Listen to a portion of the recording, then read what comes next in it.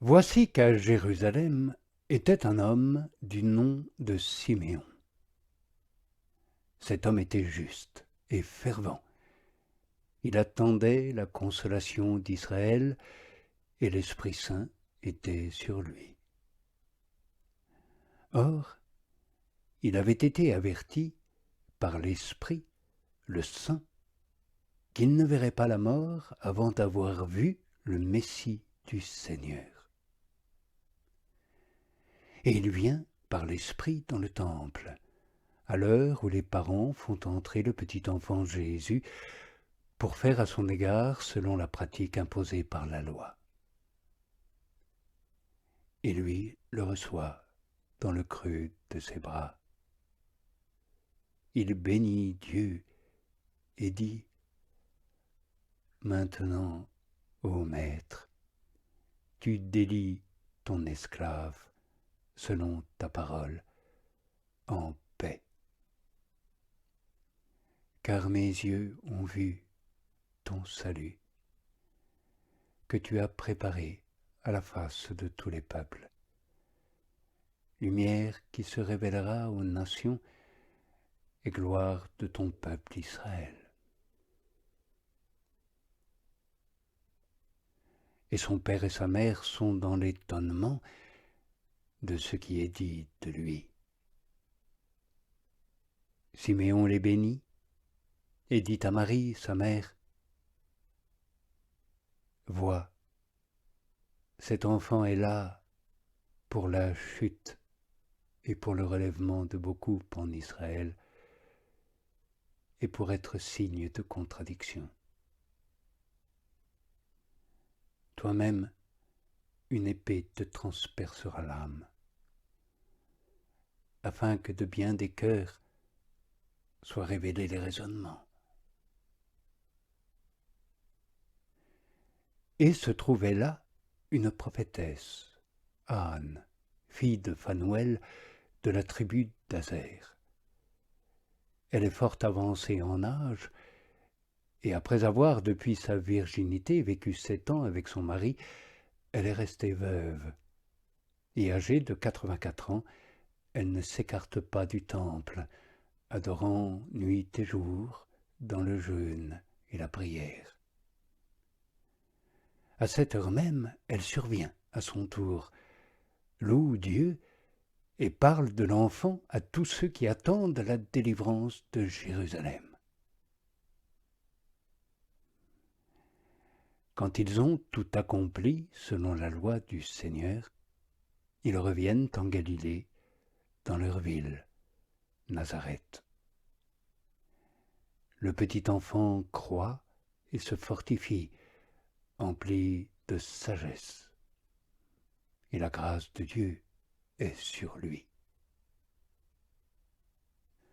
Ses parents se rendaient chaque année à Jérusalem pour la fête de la Pâque. Et lorsqu'il eut 12 ans, ils y montèrent selon la coutume de la fête.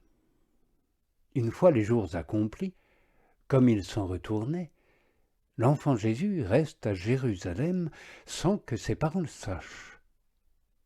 Pensant qu'il est dans la caravane, ils vont une journée de chemin. Puis ils le recherchent parmi leurs proches et connaissances. Ils ne le trouvent pas. Ils reviennent à Jérusalem, toujours à sa recherche. Or, après 3 jours, ils le trouvent dans le temple, assis, au milieu des docteurs, les écoutant et les interrogeant. Et tous ceux qui l'entendent sont stupéfaits de son intelligence et de ses réponses. Quand ils le voient, ses parents sont frappés d'étonnement. Sa mère lui dit : « Mon enfant, pourquoi as-tu fait cela ? Vois, ton père et moi, nous te cherchons, fort tourmentés. » Il leur dit : « Pourquoi me cherchiez-vous ?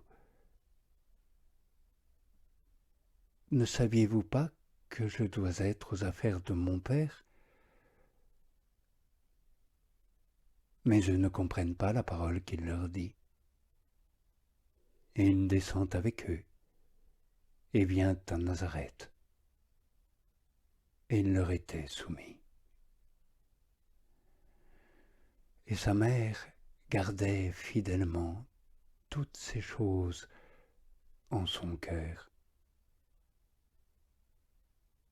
Et Jésus progresse en sagesse, en taille et en grâce devant Dieu et les hommes.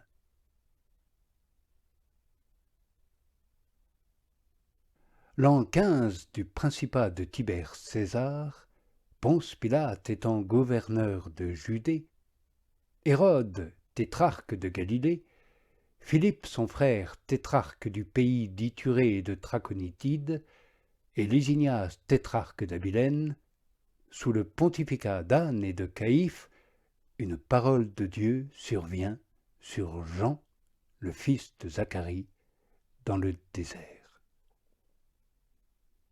Il vient dans toute la contrée du Jourdain et donne un baptême de repentir pour la rémission des péchés, ainsi qu'il est écrit au livre des paroles d'Isaïe, le prophète, une voix, quelqu'un crie dans le désert, préparez le chemin du Seigneur, faites droit ses sentiers, tout ravin sera comblé, toute montagne ou colline humiliée, les tortueux deviendront droits et les raboteux des chemins lisses. Et toute chair verra le salut de Dieu.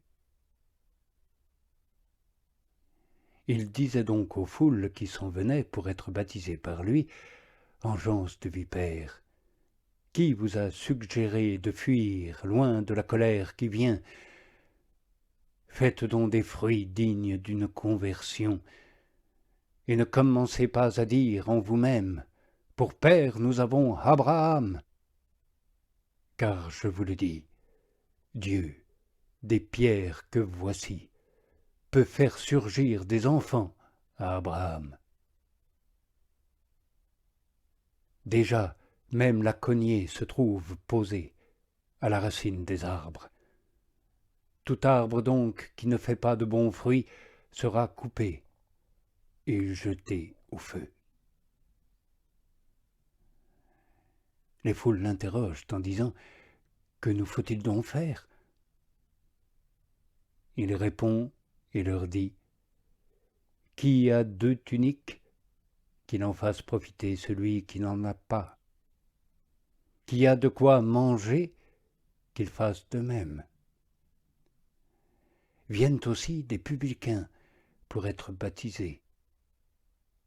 Ils lui disent « Maître, que nous faut-il faire ?» Il leur dit « N'exigez rien de plus que ce qui vous a été prescrit. » Des membres de l'armée l'interrogent aussi, en disant « Et nous, que nous faut-il faire ?» Et il leur dit « Ne molestez personne, n'extorquez rien, contentez-vous de votre solde. » Et le peuple attend, et tous se demandent dans leur cœur, au sujet de Jean, s'il n'est pas le Messie. Jean prend la parole et leur dit à tous, « Moi, je vous baptise d'eau, mais vient un plus fort que moi. Et je ne mérite pas de délier la courroie de ses chaussures. Lui vous baptisera d'Esprit Saint et de feu. La pelle à vanner est dans sa main, pour purifier son air et ramasser le blé dans son grenier.